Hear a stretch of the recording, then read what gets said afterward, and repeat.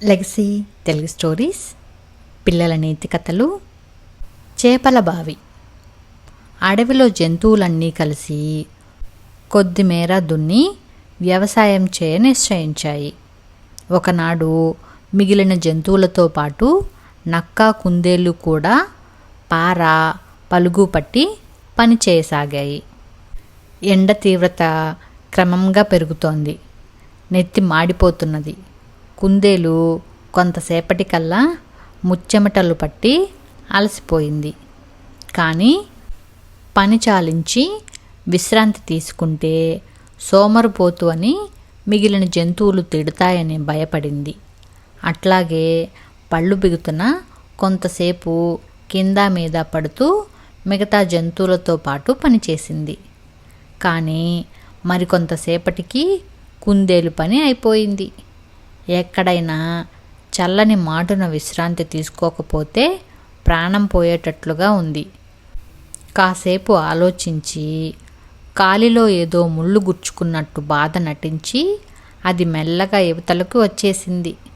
తరువాత కొంచెం సేపు ఆగి ఇతర జంతువులు చూడకుండా జాగ్రత్తగా పొదల వెనుకగా పరుగు తీసి దూరంగా ఉన్న తోటబావి దగ్గరకు చేరుకున్నది.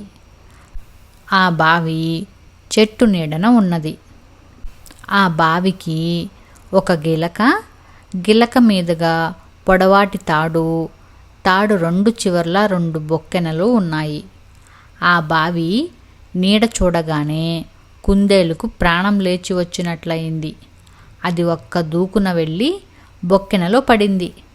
మరుక్షణమే ఆ బొక్కెన కుందేలు బరువు మూలాన అడుగుకు దిగసాగింది. కుందేలుకు ఒక్క క్షణం కంగారెత్తుకొచ్చింది. కానీ ఆ తరువాత ఏమైతే అది అవుతుందని కుందేలు బొక్కెనలో కదలకుండా పడుకున్నది. నీటిని తాకగానే బొక్కెన నిలిచిపోయింది. కుందేలు కంగారులో అటూ ఇటూ కొట్టుకున్నట్లయితే మునిగిపోయే పనే. కుందేలు మీద నక్క ఒక కన్ను వేసే ఉన్నది.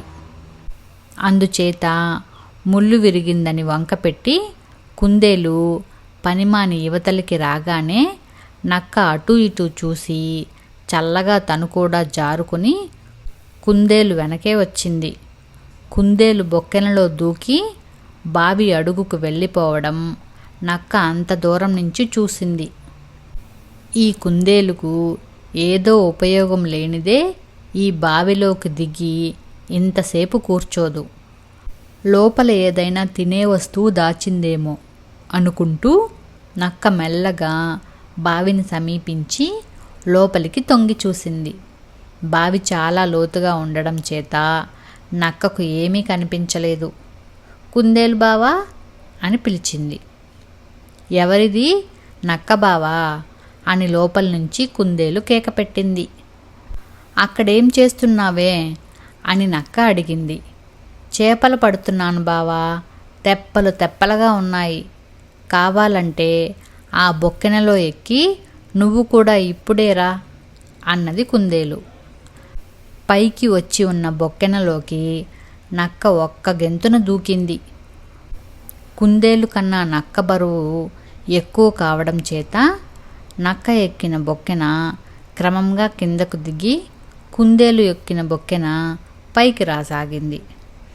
మధ్యదారిలో 2 బొక్కెనలు ఒకదాన్ని ఒకటి దాటేటప్పుడు కుందేలు నువ్వు చేపలు పడుతూ ఉండు బావా, నేనిప్పుడే వస్తాను అన్నది.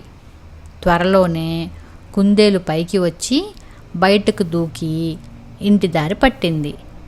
ఆ రోజు పని పూర్తి చేసుకుని మిగిలిన జంతువులు మంచినీటి కోసం బావి వద్దకు వచ్చి పైకి లాగేదాకా నక్క పాపం బావిలోనే ఉండిపోయింది.